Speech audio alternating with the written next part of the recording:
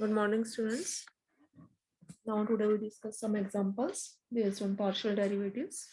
First example is let f be a function defined by f of xy, x comma y is equal to x cube minus y cube divided by x square plus y square. Hence f is a function of two variables where x and y are not simultaneously 0 and f0 0 is equal to 0. Then we have to show function f is not differentiable at 0 0 but their partial derivatives exist at 0 0. Partial derivatives तो exist करते हैं लेकिन function differentiable नहीं है, ये हमें show करना है इसमें। तो पहले हमें इसमें पार्शियल डेरिवेटिव से कैलकुलेट करने हैं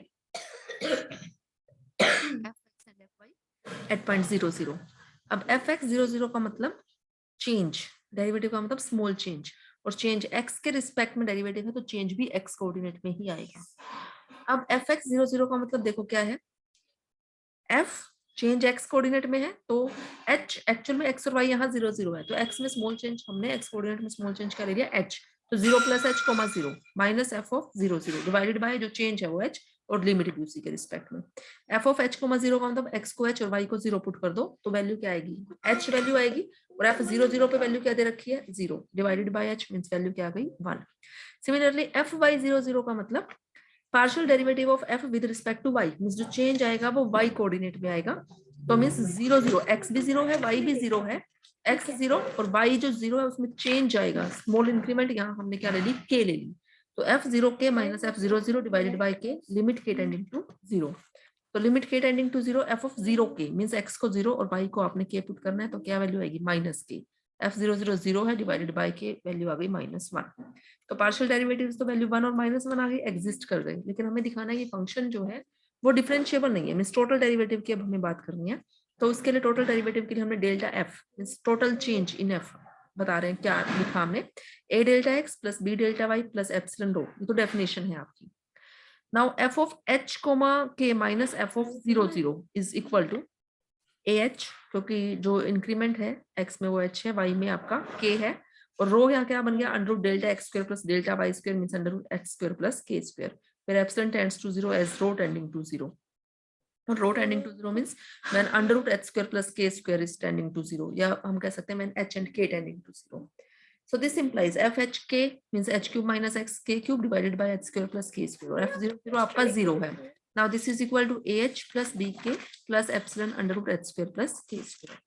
फिर आपको याद हम पाथ चूज करते थे y is equal to mx या और any other path depending on this, तो यहाँ हमने पाथ ले लिया, put k is equal to mh, k को हमने mh पुट किया, सोल्व किया इसको सोल्व करके हमारे पास ये वैल्यू आ गई। Now taking limit h tending to 0, जब हमने लिमिट ली तो हमारे पास आया 1 minus M cube upon 1 plus M square is equal to A plus B M, अब जो लिमिट है वो एम पे डिपेंड कर रही है, तो इसका मतलब this is impossible for every value of M and function F is not differentiable at origin at 0 0।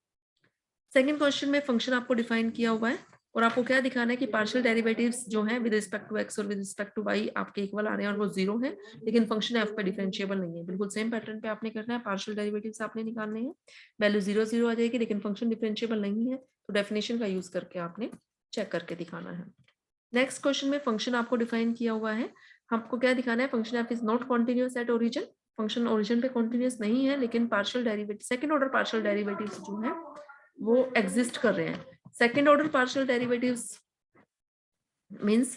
जैसे अभी तो हमने जो बात की कर लिया f कर लिया x और कर लिया f कर लिया y की, तो फर्स्ट ऑर्डर डेरिवेटिव्स है, सेकंड मींस कर ली 2 f कर लिया x 2 कर ली 2f कर ली y 2 कर ली 2f कर ली x कर ली y, इसका मतलब ठीक है। तो इसके लिए आपको पहले फर्स्ट ऑर्डर पार्शियल डेरिवेटिव्स निकालने हैं, फिर उसके बाद सेकंड ऑर्डर पार्शियल डेरिवेटिव्स आपको निकालने हैं। अब और हमें क्या दिखाना है कि फंक्शन एफ जो है वो कॉन्टिन्यूअस नहीं है। अगर फंक्शन कॉन्टिन्यूअस नहीं है ओरिजिन पे तो हम ये भी दिखा सकते हैं ना कि लिमिट एग्जिस्ट नहीं कर रही है 0 पे, तो भी फंक्शन आपका कॉन्टिन्यूअस नहीं होगा। तो वही हमें चेक करने के लिए हम क्या कह रहे हैं, let origin is approached along the path, path यहाँ हमने क्या ले लिया x minus Y is equal to M X cube, वो इसके अकॉर्डिंग जो हमें फंक्शन गिवन था।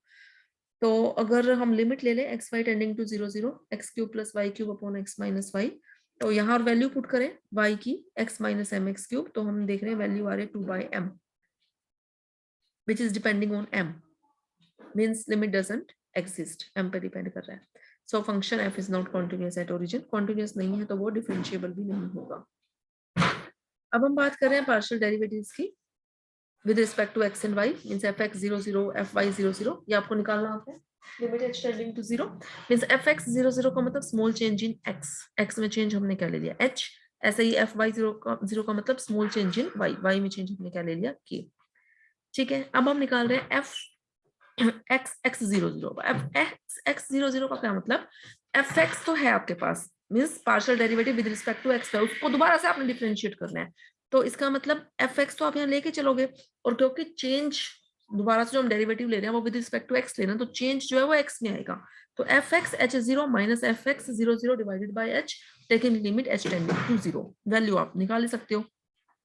ठीक है अब उसके लिए आपको क्या निकालना पड़ेगा, एफ एक्स 0 0 तो आपके पास है 0, अब निकालना क्या पड़ेगा आपको, एफ एक्स एच 0 आपको निकालना है। तो एफ एक्स एच 0 जो है वो क्या होगा, this is equal to limit K tending to 0। अब देखो यहाँ F X 0 F X H 0 का क्या मतलब हुआ कि फंक्शन का derivative with respect to X आपने लेना है, एक्स यहाँ एच है, वाई आपका 0 है, तो एक्स के रिस्पेक्ट में डेरिवेटिव निकालना है, तो इसका मतलब चेंज विद किस में होगा, एक्स में होगा ना। अब एच एक्स की वैल्यू तो क्या है एच, तो इसी में चेंज लेना है, तो वो चेंज यहाँ हमने और फर्दर चेंज हमने क्या ले लिया, सिर्फ के ले लिया, तो एच प्लस के कोमा 0 माइनस एफ, ये एक्स यहाँ नहीं है, ये एफ है, ये एफ एच 0 डिवाइडेड बाय के। बात समझ में आ रही है यहाँ, एफ एक्स का मतलब partial derivative with respect to X, और चेंज जो है वो किस में आएगा, आपका एक्स में आएगा।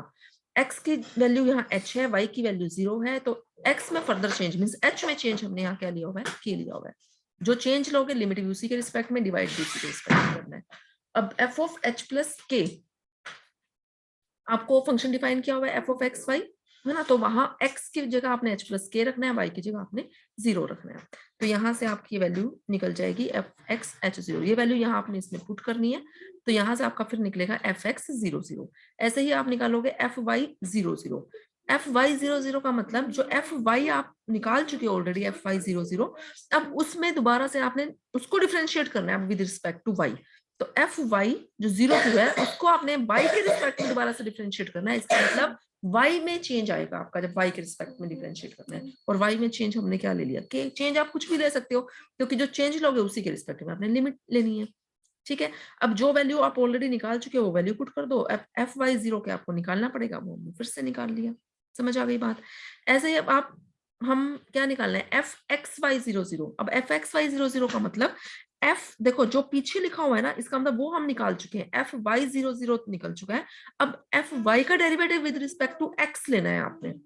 है ना। अब एफ वाई 0 0 हो चुका है, इसका derivative with respect to X means change जो आएगा अब वो किस में आएगा, एक्स में आएगा, और वो एक्स में चेंज हमने क्या ले दिया, एच, तभी तो वो derivative again with respect to X होगा ना। देखो एक्स में चेंज लेंगे, ठीक है, वैल्यू रख देंगे, फिर उसके बाद ऐसे ही अगर हम निकालते हैं एफ वाई एक्स, इसका मतलब एफ एक्स ऑलरेडी है हमारे पास, और उस एफ एक्स को अब हमने पार्शियली डिफरेंशिएट करना है विद रिस्पेक्ट टू वाई, तो इसका मतलब जो चेंज लेना है वो किसके रिस्पेक्ट में लेना है, वाई के रिस्पेक्ट में, और वाई के रिस्पेक्ट में यहाँ हमने चेंज क्या ले लिया, की। ये सारी वैल्यूज निकाल ली और चेक कर लिया कि ये इक्वल है या नहीं है, बिल्कुल सेम है। नेक्स्ट क्वेश्चन भी आप इसी पैटर्न पे करोगे, ऐसे ही डिस्कस करना है आपने। उसके बाद नेक्स्ट यंग्स और श्वार्ट्ज थ्योरम है, वो हम नेक्स्ट लेक्चर में डिस्कस करेंगे।